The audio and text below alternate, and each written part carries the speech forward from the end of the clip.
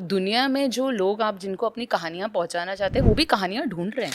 अगर आप में बात है तो वो जरिया तो बन जाएगा, क्योंकि ये वैसा प्रोफेशन है जहाँ आपको ऐसा नहीं है कि आप रोज़ नौकरी पे जाओगे आपको एक सैलरी मिलेगी. बहुत सेल्फ मोटिवेशन लगता है. अगर कहानियाँ हैं और अगर कुछ कहने के लिए है तो ब्रिज मिलते रहेंगे.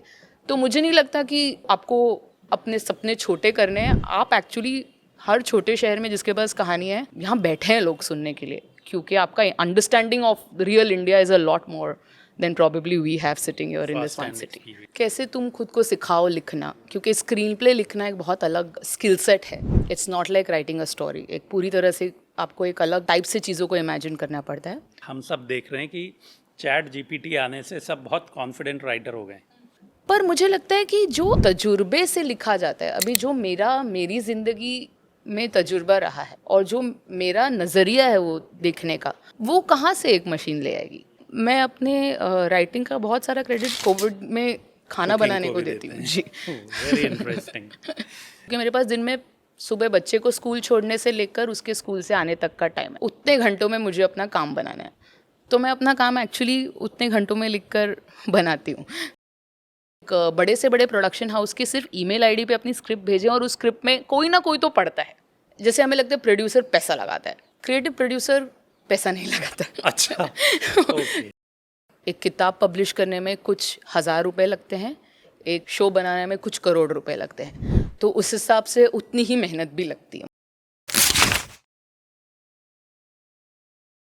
Hello everyone, welcome to yet another episode of Switch Talk. और आज इसमें हम जिस प्रोफेशन की बात करेंगे वो है राइटिंग. और राइटिंग के अलावा इसमें हम और भी जानेंगे कि क्रिएटिव प्रोड्यूसर का काम क्या होता है.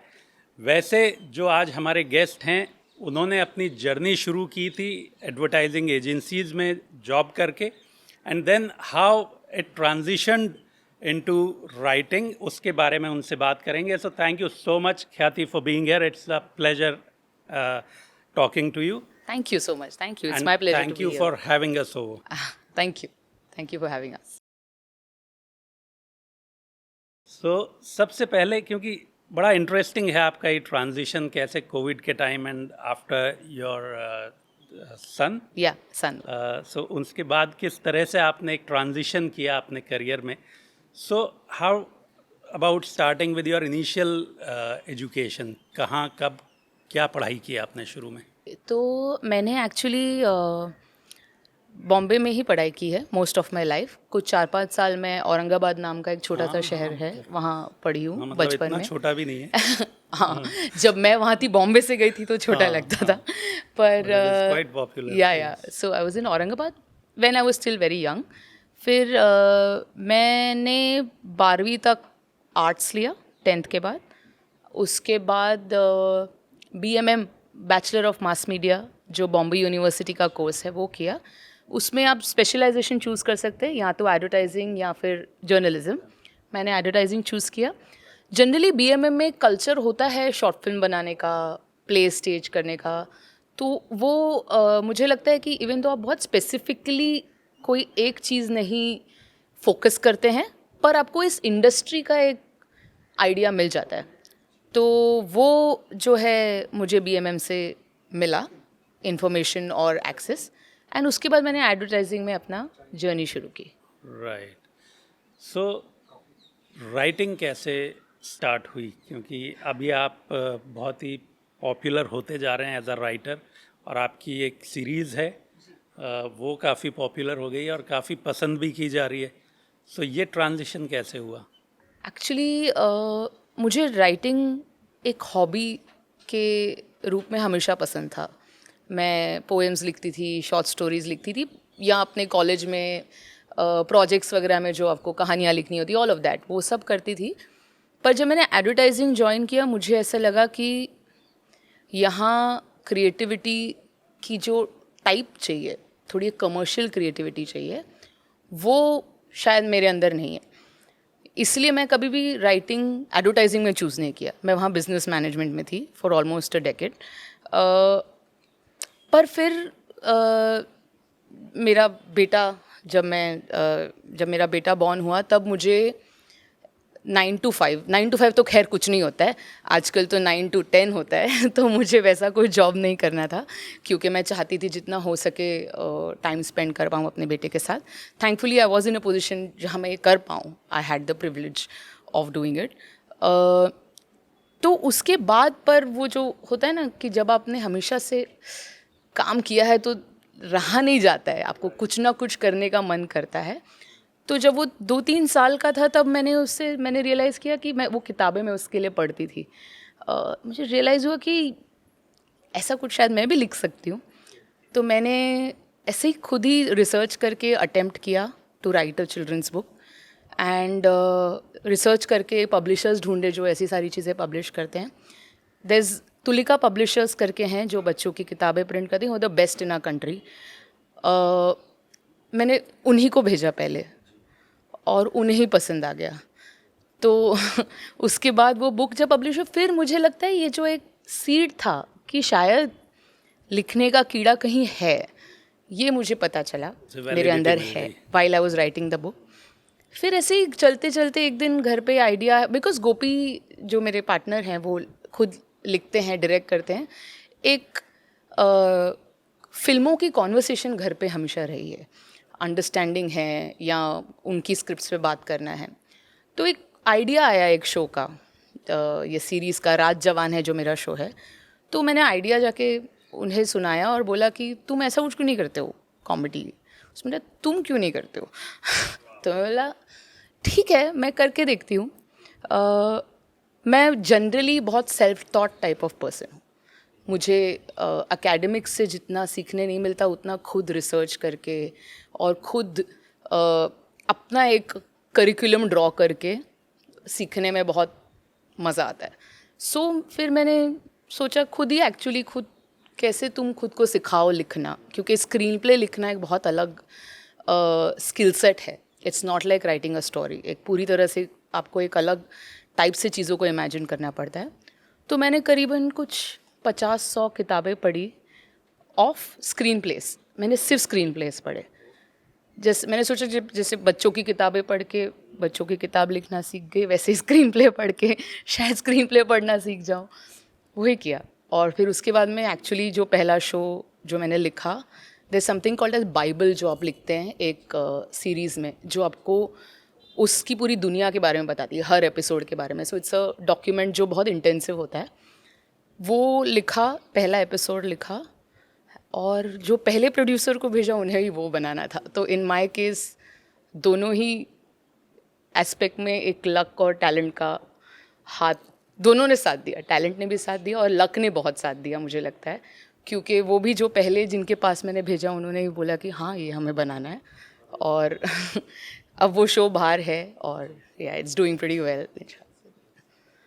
सो आप अब क्रिएटिव प्रोड्यूसर भी हैं. सो ये सबसे पहले तो मैं जानना चाहूँगा क्रिएटिव प्रोड्यूसर क्या होता है. बिकॉज एज अ लेमैन हम लोग ये समझते हैं कि भाई कोई भी चीज़ अगर बन रही है फिल्म या सीरीज़ तो उसमें एक डायरेक्टर होते हैं, एक प्रोड्यूसर होते हैं, राइटर, एक्टर, सिनेमाटोग्राफर. लेकिन प्रोड्यूसर में भी अलग अलग तरह के प्रोड्यूसर्स होते हैं. ये ज़्यादा आइडिया मुझ जैसे लोगों को नहीं है. जी, तो वो if you can clarify. See creative producer basically हर एडवर्टाइजिंग में या इवन फिल्म मेकिंग या सीरीज़ में, जैसे हमें लगता है प्रोड्यूसर पैसा लगाता है, क्रिएटिव प्रोड्यूसर पैसा नहीं लगाता. अच्छा. क्रिएटिव प्रोड्यूसर बेसिकली मैं आपको एग्जांपल दूंगी. जैसे हमने एक ऐड बनाई थी. उस ऐड में एक क्लाइंट था जो एक चैनल था, एक डायरेक्टर था. अभी ये दोनों के बीच में एक क्रिएटिव ब्रिज बन जाना कि हमारे पास इतने पैसे हैं, पर वो क्या हो जाता है कभी कभी जिनके पास पैसे होते हैं उनके पास क्रिएटिव आइडियाज़ नहीं होते हैं कि इसके लिए कास्टिंग क्या ज़रूरी होगी, इसके लिए कैसे सेट बनने चाहिए हैं, इसके लिए किस टाइप का म्यूज़िक डायरेक्टर लगेगा. तो ये जो सारी चीज़ें होती हैं इनको क्यूरेट करना for the director and for the client to almost serve as the bridge जो सबको अलाइन कर रहा है और सबको एक ही पेज पे ला रहा है. तो creative producer in a series for example, उनका काम होता है टू सी कि मेरे पास इतना बजट है, इस बजट में मैं सबसे अच्छा शो जो सबसे ज़्यादा क्रिएटिव, सिर्फ पैसे बनाना या पैसे खर्च करना नहीं, एक्चुअली इसके लिए क्या कास्टिंग सही रहेगी, इसके लिए कैसे टाइप का हमें सेट चाहिए, वो सब तो है ही, पर चाहिए। ऑल्सो छोटी छोटी चीज़ें कैसी टीम जमा करनी है, इसके लिए creatively what is necessary for this तो एचआर से भी कुछ रिलेटेड हो गया ये काम, somewhat kind of. in some way, but not just But people not just management, that. more like almost बोलते हैं ना, डायरेक्टर ने अगर जो आइडियाज़ बोली हैं वो किस तरह से हम एग्जीक्यूट कर पाएंगे, क्योंकि डायरेक्टर खुद तो जाके हर चीज़ कर नहीं सकते. So it's actually putting a project together. I think जो प्रोजेक्ट साथ में लाते हैं, that's a big job of a creative producer. ठीक है. So now will come to the segment which is writing का जो क्राफ्ट है उसके बारे में बात करेंगे. सो आपने सबसे पहले शुरुआत की एक बच्चों के लिए स्टोरी बुक लिखकर, स्टोरी बुक लिखना, और अब आपने एक सीरीज़ के लिए शानदार स्क्रीन प्ले लिख दिया. ये डिफरेंस क्या है और ये ट्रांजिशन कैसे आपने किया? क्या आपने बहुत इसके लिए, जैसे अभी आपने बताया कि आपने स्क्रीन प्ले राइटिंग पर तो बुक्स पढ़ी, बट ये ट्रांजिशन कैसे हुआ आपका? ये ट्रांजिशन मुझे लगता है जो नेसेसरीली कहानियाँ सुनाना चाहता है उसे वो कोई भी फॉर्म में सुना सकता है. मैं शायद एक अपने इंस्टाग्राम पोस्ट में भी कहानी सुना सकती हूँ, मैं शायद स्क्रीन प्ले में भी सुना सकती हूँ, मैं शायद बच्चों की किताबों में भी सुना सकती हूँ, एज लॉन्ग एज मेरे पास कुछ कहने के लिए है. तो मुझे लगता है कि वो फॉर्म जो है वो आपको रोकता नहीं है. अगर आप सच्ची में लिखना पसंद करते हैं तो आप कुछ भी लिख सकते हैं, और वो कोई भी चीज़ का आज के टाइम तो इतनी सारी चीज़ें हैं. लोग एक ऑडियो बुक लिख सकते हैं, लोग एक किताब लिख सकते हैं जो एक्चुअली पब्लिश हो, शोज़ लिख सकते हैं, फिल्म्स लिख सकते हैं, कंटेंट क्रिएट कर सकते हैं. तो एज लॉन्ग एज आपके पास कुछ कहने के लिए है, मुझे लगता है कि आप कोई भी फॉर्म में कह सकते हैं. तो वो जो ट्रांजिशन है किताब और इसका, एक्चुअली दोनों में मुझे लगता है मेहनत का बहुत फ़र्क है, क्योंकि किताब में जब नंबर ऑफ पेजेस, और ये स्पेशली एक children's book is a very small क्या बोलते हैं आउटपुट, पर एक screenplay for a show is very big, और उसमें जो स्टेजेस हैं जिस तरह से, because the money involve is very big. जितना जितना पैसा बढ़ता जाता है ऑफ वो बनाने का, उतना उतना अकाउंटेबिलिटी बढ़ता जाता है ऑफ आप जो लिख रहे हैं. तो एक किताब पब्लिश करने में कुछ हज़ार रुपए लगते हैं, एक शो बनाने में कुछ करोड़ रुपए लगते हैं. तो उस हिसाब से उतनी ही मेहनत भी लगती है मुझे लगता है, जितना उसमें, क्योंकि उतना आपको रिकवर भी करना है, right. It's finally a business. आप अपने सिर्फ खुशी के लिए तो नहीं लिख रहे हो, तो इसीलिए वो बिजनेस एस्पेक्ट से मुझे लगता है. सो अब लिखने की जो बात आपने अभी जैसा बताया कि बहुत कुछ स्टेक पे होता है, अकाउंटेबिलिटी ज़्यादा हो जाती है. एज अ राइटर आपका लिखने का तरीका क्या है? जैसे कुछ राइटर्स का मैंने बात की तो मुझे पता चला कि वो बहुत डिसिप्लिन्ड होते हैं कि भाई ये मेरा टाइम है, इतने घंटे मुझे रोज़ लिखना है बैठ के. कुछ बड़े स्पॉन्टेनियस तरीके से काम करते हैं, उनका स्टाइल अलग होता है कि यार जब कोई आइडिया आ गया तब लिखने बैठ गए. कुछ होते हैं जो पहले सोचते रहते हैं और बाद में एक साथ लिख देते हैं.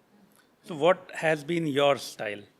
माई स्टाइल एक्चुअली हैज़ बीन, मैं डिसिप्लिन तो बिल्कुल मानती हूँ, पर वो discipline as a mother, as a woman, there is so many other things that you do, right. Like आपका काम आपके बाकी सारे कामों के बीच में से अपनी जगह ढूंढता है. तो मुझे लगता है एक्चुअली वो कंस्ट्रेंट मुझे बहुत मदद करती है, क्योंकि मेरे पास दिन में सुबह बच्चे को स्कूल छोड़ने से लेकर उसके स्कूल से आने तक का टाइम है. उतने घंटों में मुझे अपना काम बनाना है, तो मैं अपना काम एक्चुअली उतने घंटों में लिखकर बनाती हूँ. लाइक उतनी ही देर है, तो वो क्या हो जाता है, वो 4-5 घंटे जो होते हैं,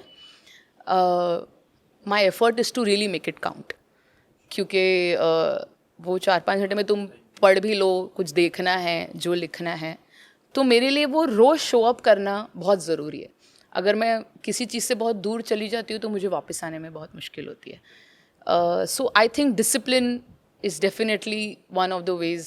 आई वॉज एक्सपेक्टिंग दैट, बिकॉज जैसे आपने शुरू में बताया कि आप रिसर्च करते हैं, खुद पढ़ते हैं, तो उसके लिए डिसिप्लिन चाहिए ही होता है. सो वो आपका स्टाइल हो ही गया है.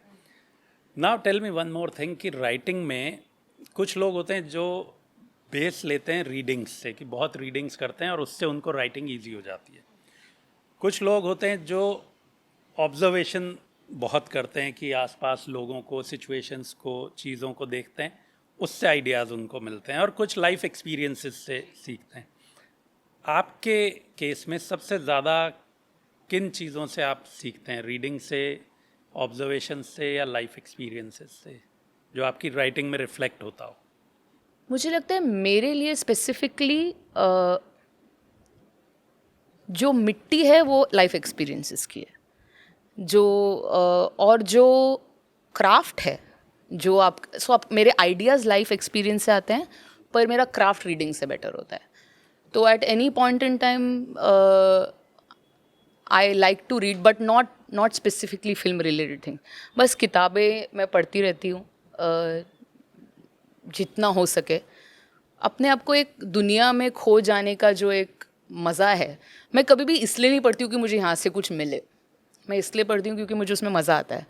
और लाइफ भी मैं इसलिए जीती हूँ क्योंकि इसलिए नहीं कहा कि उसे यूज़ कर पाऊँ, but just because of your experiences. तो आई थिंक जो लोग प्रेजेंट होते हैं पूरी तरह से अपनी ज़िंदगी में, पैसिव नहीं होते हैं, वो जनरली अच्छे लेखक बन सकते हैं, क्योंकि वो रस ले रहे हैं ज़िंदगी का, और वो रस फिर कहीं ना कहीं आपके लिखने में आएगा ही।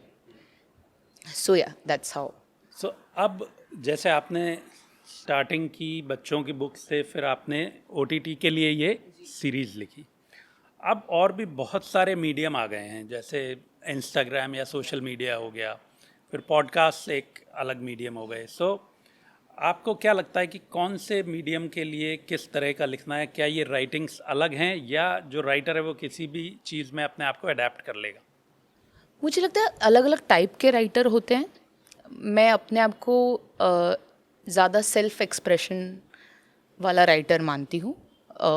तो मेरे लिए एक्चुअली इनफैक्ट बच्चों की किताब के पहले, जब मेरा बेटा कबीर जब पैदा हुआ था, तब एक दोस्त ने बोला था तू एक इंस्टाग्राम पेज पे बस इसके बारे में लिखती क्यों नहीं है। तो मेरा जो स्किल है वो इंस्टाग्राम पोस्ट से मैंने शार्पन किया था, क्योंकि जब आप रोज़ लिख रहे होते हैं एक पोस्ट, तो I used to write every day about my experience as a mother who's just अभी जिसका बच्चा हुआ 1 महीने का, तो मैं रोज़ छोटा छोटा एक फ़ोटो डाल के कुछ कुछ लिखती थी। वो रोज़ के आपके एक्सपीरियंसेस? रोज़ के एक्सपीरियंसेस, कुछ ऑब्जर्वेशंस, कुछ फ़नी थिंग्स जो होते हैं एज अ पेरेंट। तो वहाँ से शुरू करते करते मुझे लगता है कि मेरे लिए स्पेसिफिकली वो मीडियम मैटर नहीं करता है। एज लॉन्ग एज कुछ कहने मिल रहा है, कुछ एक पॉइंट ऑफ व्यू रखने मिल रहा है, एक पर्सपेक्टिव रखने मिल रहा है, तो वो मैटर नहीं करता है। पर मैं जानती हूँ बहुत सारे अपने राइटर दोस्तों को जिन्हें स्पेसिफिकली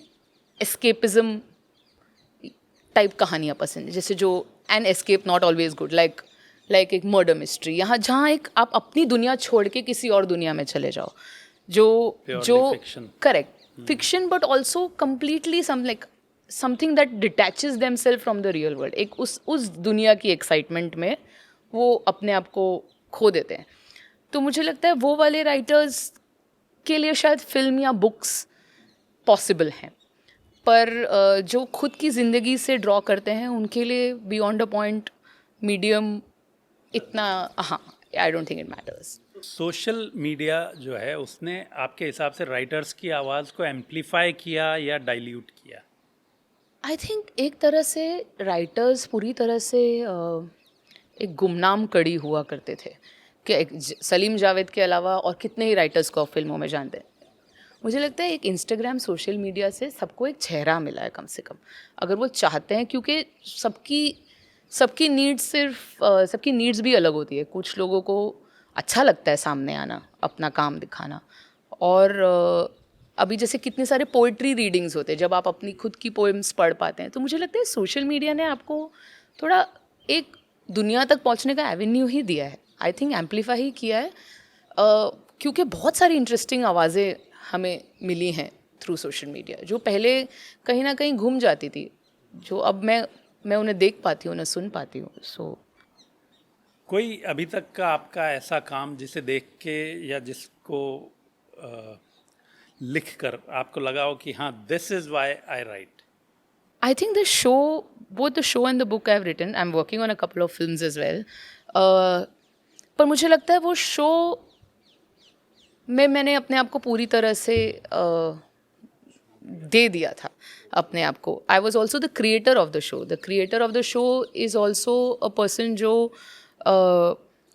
जो सेट पे भी होता है, सिर्फ लिख कर अपनी कहानी देने. तो आई had a say in everything from music to casting to आगे के सीजन्स में क्या हो सकता है, क्या नहीं हो सकता है. So the creator of the show is also a different aspect of writing. ये उस दुनिया की रिस्पॉन्सिबिलिटी उनके ऊपर होती है. तो वो जो है मुझे लगता है कि राज जवान है जो शो है, उसमें मैंने अपने आप को पूरी तरह से, उसका एक भी मोमेंट ऐसा नहीं है जहाँ मैं अपने आप को नहीं पाती हूँ. Like this fully everything there is mine.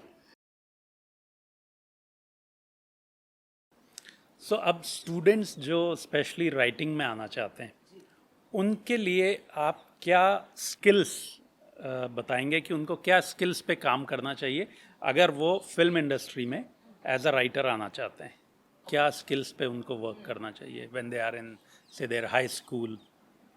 तो तब मुझे लगता है कि एक तो पढ़ने का शौक़ होना बहुत ज़रूरी है, क्योंकि अगर आप किसी और का काम अप्रिशिएट नहीं कर सकते हैं, किसी और में उसका नुएंस नहीं देख सकते हैं, तो शायद आप में भी वो नुएंस आना मुश्किल है.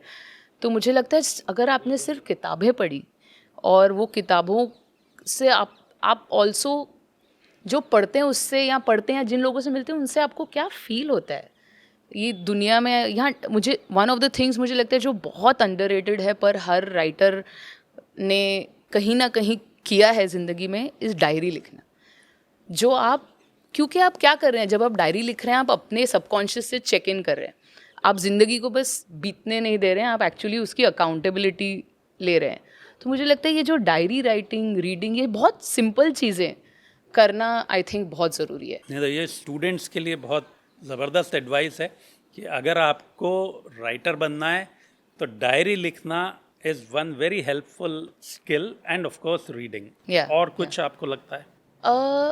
उसके अलावा इमेजिनेशन तो होती है या नहीं होती है.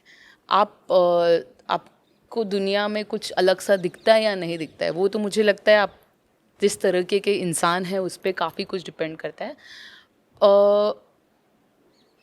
आई डू फील कि कुछ सब्जेक्ट्स हैं जिसमें आपको ज़्यादा, जैसे मैंने आर्ट्स लिया था और फिर BMM लिया था, तो मुझे थोड़ा और एक्सेस मिला. आर्ट्स में क्या सब्जेक्ट्स थे? आर्ट्स में मैंने एक्चुअली, क्योंकि 11th-12th में लिया था, history, geography, psychology, political science. तो ये सारे, इसमें क्या होता है, ये सारे सब्जेक्ट्स थोड़ा और एनकरेज करते हैं आपको और पढ़ने के लिए, और क्यूरियोसिटी जागृत करते हैं.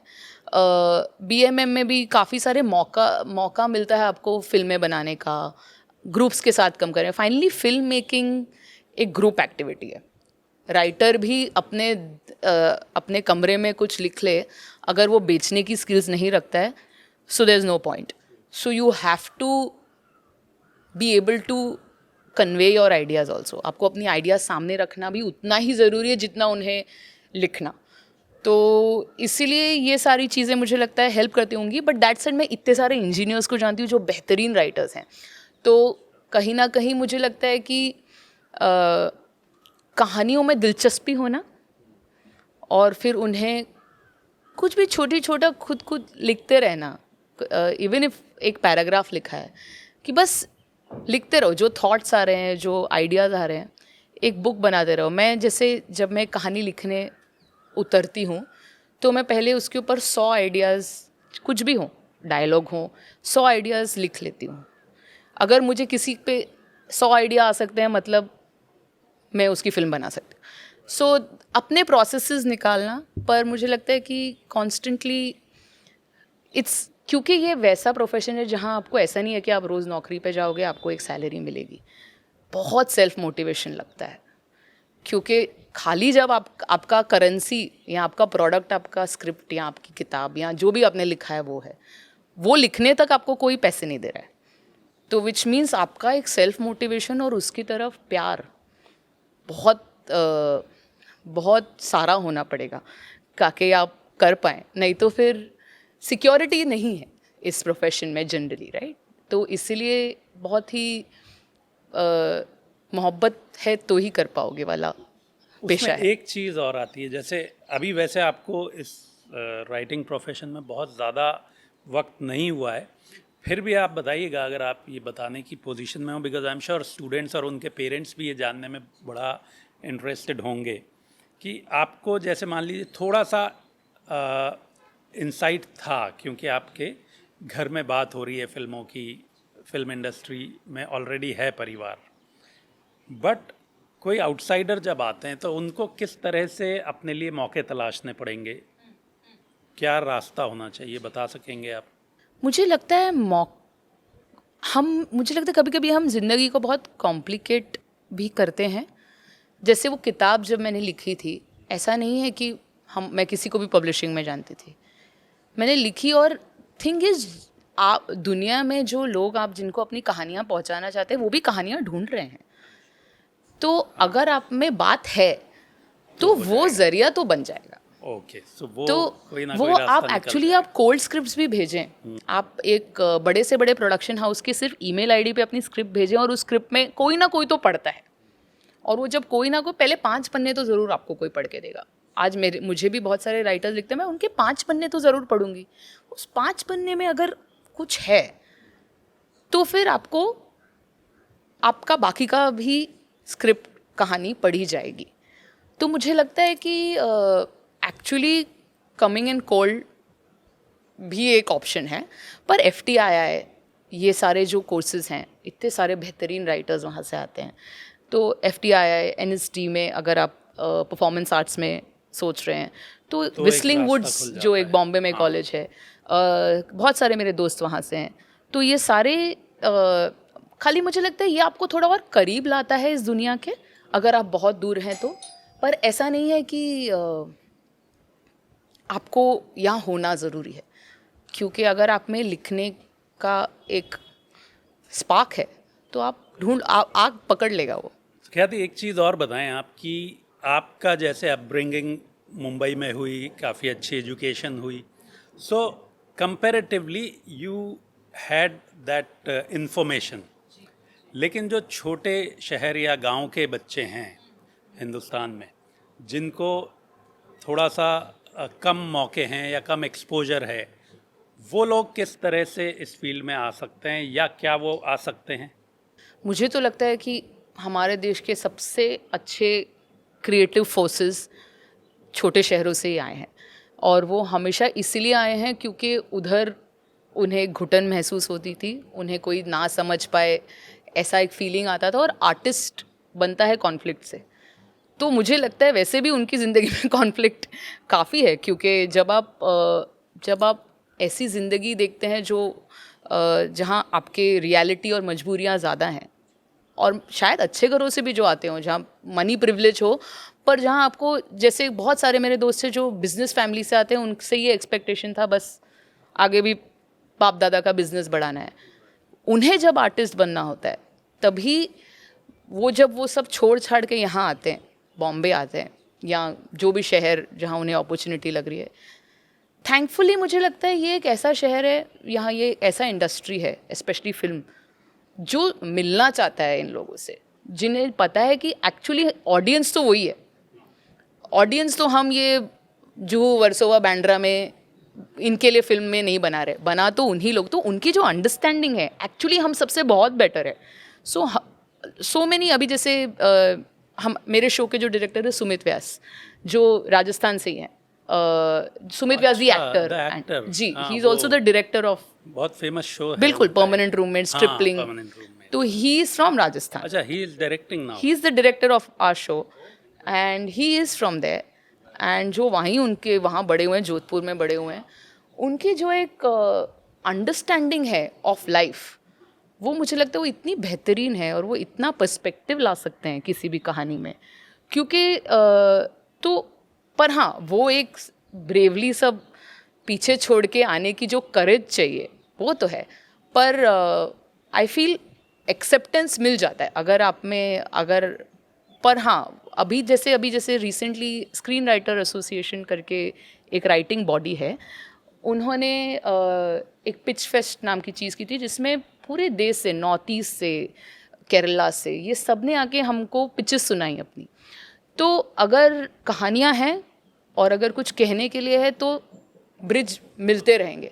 तो मुझे नहीं लगता कि वो आपको अपने सपने छोटे करने हैं। आप एक्चुअली हर छोटे शहर में जिसके पास कहानी है, यहाँ बैठे हैं लोग सुनने के लिए, क्योंकि आपका understanding of real India is a lot more than probably we have sitting here in this one city. Khyati, ये भी बताएं कि ये राइटिंग का पहली बार आपको कैसे लगा कि मुझे स्टार्ट करना है? एक्चुअली बहुत इंटरेस्टिंगली 2020 में, जैसे मैंने कहा, मैंने शुरू किया लिखना ड्यूरिंग कोविड।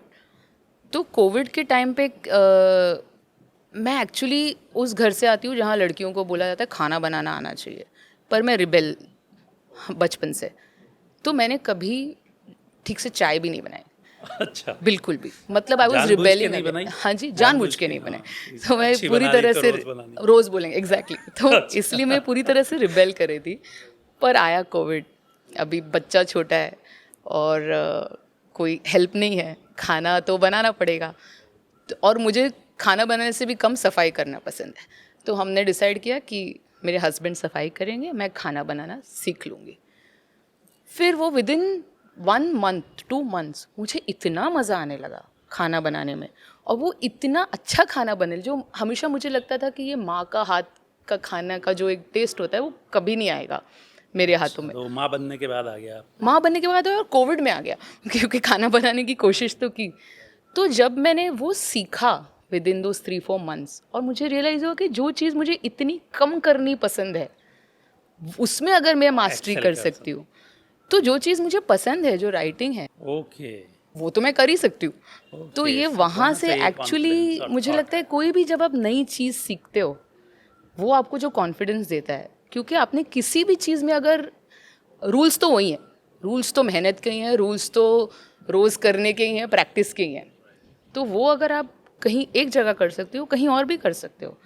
तो इसीलिए मैं अपने राइटिंग का बहुत सारा क्रेडिट कोविड में खाना बनाने को देती हूँ जी। Very interesting. ठीक है, अब हम आते हैं नेक्स्ट सेगमेंट पे, which is related to future of writing. अब जैसा हम सब देख रहे हैं कि चैट जीपीटी आने से सब बहुत कॉन्फिडेंट राइटर हो गए। कोई भी कुछ भी लिख देता है और बड़ी अच्छी लैंग्वेज में लिख देता है, मतलब grammatically correct language. But having said that, क्या वो क्रिएटिविटी उस राइटिंग में आ जाती है? मुझे लगता है कि ऐसा नहीं है कि हम इस सॉफ्टवेयर से खेल नहीं चुके हैं और देख नहीं चुके हैं कि क्या आएगा या क्या नहीं आएगा। मुझे लगता है you can use it to make जो आप कर रहे हैं उसको बेटर। फॉर एग्जाम्पल, जब मैं लिखती हूँ, मैं बिकॉज मैं फास्ट लिखती हूँ, मैं बहुत सारी स्पेलिंग मिस्टेक्स करती हूँ, तो मैं वो चैट जीपीटी से करेक्ट करवा लेती हूँ, because it's much easier to do that. पर मुझे लगता है कि जो तजुर्बे से लिखा जाता है, अभी जो मेरी ज़िंदगी में तजुर्बा रहा है और जो मेरा नज़रिया है वो देखने का, वो कहाँ से एक मशीन ले आएगी। तो इसीलिए बियॉन्ड अ पॉइंट, अगर मुझे तो लगता है ये आपको पुश करेगा काम और अच्छा करने के लिए, क्योंकि वही काम बन पाएगा जो जेनेरिक नहीं है, जो ट्रूली स्पेशल है। क्योंकि जेनेरिक काम एआई कर लेगा। अगर आपको सिर्फ थोड़ा बहुत कुछ एक कहानी कहनी है जिसमें एक आदमी है और वो किसी को मारता है और वहाँ से निकल, like a very simple story, वो आपको चैट जीपीटी दे पाएगा। पर उसमें वो तो कोई भी कर सकता है ना। आप उसमें क्या ला पाएंगे, आप उस पूरे चीज़ में क्या स्पेशल कर सकते हैं जिसकी वजह से कोई आपकी कहानी बनाने के लिए राज़ी होगा। तो वो तो मुझे नहीं लगता है कि रिप्लेस हो सकता है, क्योंकि जो ज़िंदगी जिएगा वही अच्छी कहानियाँ लिख पाएगा। सो अब अगले 10 साल में आप जो ये ट्रांजिशन है एआई के आने के बाद, राइटिंग फील्ड में इसको कैसे देखते हैं कि क्या चेंजेस आएंगे? जितना मुझे लग रहा है, बट ऑल्सो टेक्नोलॉजी ने हमेशा हमें सरप्राइज़ किया है। आज से 10 साल पहले अगर या 15 साल पहले हमें सोशल मीडिया के इम्पैक्ट के बारे में पूछा जाए तो हम गेस ही नहीं कर सकते थे कि ये कितना इम्पॉर्टेंट होगा हमारी ज़िंदगी में। पर जितना मुझे नज़र आ रहा है, मुझे लगता है ये हम इसे एज अ टूल यूज़ करेंगे। आई डोंट थिंक ये पूरी तरह से कुछ टेक ओवर कर पाएगा. हाँ, शायद जूनियर लेवल जॉब्स पे बहुत फ़र्क पड़ेगा, क्योंकि जो जिसके लिए फॉर एग्जांपल एक research assistant if I would higher, I would not need a research assistant. मैं वो काम एक चैट जीपीटी से या कोई भी एआई सॉफ्टवेयर से करा लूँगी. तो जो जूनियर फील्ड्स के काम हैं वो मुझे लगता है थोड़े और वो वहाँ प्रॉब्लम आ सकती है. पर उसके अलावा अगर आप कुछ ओरिजिनल लिखने जा रहे हैं तो beyond a point I think it will only work as a aid, not as a enemy.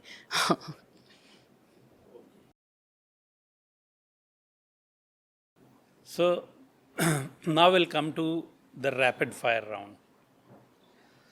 So one book that you feel कि यार काश मैंने ये लिखी होती, मतलब जो आपको बड़ी कमाल की बुक लगी हो. मुझे झुम्पा लाहिरी की लिखी हुई हर किताब पढ़कर लगता है, मुझे पता है मैं वो नहीं लिख सकती हूँ, पर मुझे वो उनकी हर किताब पढ़कर लगता है कि ये कैसे दुनिया को इतनी कोमलता से देख पाती है. जो जिस तरह से उनका नज़रिया है, जो उनका राइटिंग स्टाइल है, वो इतना वार्म है और इतने उनके किरदार कभी मुझे छोड़ते नहीं हैं कि मुझे लगता उनका हर किताब पढ़ के मुझे लगता है कि अगर कोई है मंजा हुआ लेखक तो ये है. अच्छा, स्टोरी के लिहाज से आपकी फेवरेट फिल्म? फिल्म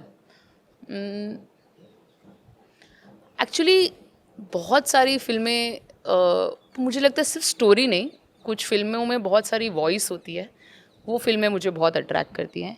जब मैं एक लिटिल मिस सनशाइन करके एक फिल्म है ग्रेटा गर्विग की lady bird, when I watch these films, ये देख के मुझे लगता है कि इवन दिल चाहता है जब आई थी, मुझे लगता है दिल चाहता है ने मेरा पूरा नज़रिया बदल दिया था फिल्मों को देखने का, क्योंकि फाइनली ऐसे लगा कि साल में एक बार तो गोवा ऐसा, जाना और वो तो हर कोई निकल गया था जिसकी कोई क्या बोलते हैं, गोवा जाने ना पैसे थे ना कुछ थे, वो भी गोवा निकल गए थे दोस्तों के साथ, नए दोस्त बना के भी निकल गए थे अगर नहीं है अपने दोस्त तो. पर दिल चाहता है जब आई थी, फाइनली मुझे पहली बार लगा कि ये एक ऐसी दुनिया है या ऐसे बात कर रहे हैं लोग जो मुझे समझ आ रहा है, जो मेरे जैसे कुछ लोग हो सकते हैं. तो वो रिप्रेजेंटेशन जो था, जो दोस्ती का था, वो पहली बार मुझे एक्सेसिबल लगा. जब मैं शोले देखती हूँ तो मैं शोले उस दुनिया में देखती हूँ, उनकी दोस्ती मुझे समझ नहीं आती क्योंकि वो मेरी दुनिया नहीं है. पर दिल चाहता है सडनली एक बॉम्बे में बड़ी हुई लड़की को वो कहानी लगी, कुछ अपने अपने लोग लग रहे हैं. तो या फॉर मी दिल चाहता है वाज अ फिल्म और a story that made me look at cinema different. Was this also the reason कि जो डायरेक्टर थे उस मूवी के, he was also very young, and उससे फ़र्क पड़ता है? एब्सोल्युटली, आई थिंक वॉइस से फ़र्क पड़ता है. Fresh story. जी, जो मुझे लगता है जो आपकी अर्लियर फिल्म्स और क्रिएशंस होती है ना, उसमें आपकी वॉइस बहुत खनकती है, क्योंकि आप वो किसी बैगेज से नहीं लिखते हो. मैंने भी जब राज जवान ने लिखा तब मैं किसी बैगेज से नहीं लिख रही थी, मुझे बस 3 दोस्तों की कहानी सुनानी थी जो अब पेरेंट्स बन चुके हैं. तो वो जो या शायद मुझे कभी भी लगता है मुझे दोस्ती की कहानियाँ बहुत अच्छी लगती हैं as a theme, as a relationship exploration. तो या आई थिंक जो यंग वॉइसेस होती हैं उसमें हमेशा एक बात होती है. तो शायद जब फरहान अख्तर ने बनाई होगी दिल चाहता है, it would have felt like that. I think he was in his early 20s. या एब्सोल्युटली. तो वो रिलेटिबिलिटी बहुत स्ट्रांग थी उस समय जब आई थी वो फिल्म, उसके गाने, हर चीज़. सो कोई ऐसे डायरेक्टर जिनके साथ आपको लगता है कि यार इनके साथ कोलैबोरेट करके काम करना है? Zoya Akhtar to a very large degree, because also अभी लापता लेडीज़ देखने के बाद किरण राव, मुझे एक्चुअली एक विमेन डायरेक्टर के साथ काम करना है. मुझे देखना है हाउ इट, मैं जो कहानियाँ लिखती हूँ वो एक, because there is a lot of women gaze in my stories, वो एक विमेन डायरेक्टर कैसे हैंडल करती है मैं देखना चाहती हूँ. So I want to work with a female strong voice to see how it feels. So thank you so much ख्याति, it was a lovely experience talking to you. और जो हमारे व्यूअर्स देख रहे हैं उनको ये पता चलेगा कि किस तरह से आप ट्रांजिशन कर सकते हैं. आपको कोई एक काम बांध नहीं सकता. अगर आप में स्किल्स डेवलप करने का डिसिप्लिन है तो आप नए स्किल्स सीख सकते हैं, नए एवेन्यूज़ एक्सप्लोर कर सकते हैं at any stage of your life. और राइटिंग को लेकर ख़ास तौर पे क्या तरीका होना चाहिए, किस तरह आपको मौके मिल सकते हैं फिल्म इंडस्ट्री के, और एआई के आने के बाद किस तरह से चीज़ें बदल रही हैं या आगे बदलेंगी, उनको किस तरह से एज अ टूल काम में लिया जाना चाहिए, लिया जा सकता है, उस सब के बारे में ख्याति ने जिस तरह से बताया वो बहुत काम आने वाला है आप लोगों के। So once again many thanks for having us here and for your valuable time. Thank you so much. Thank you.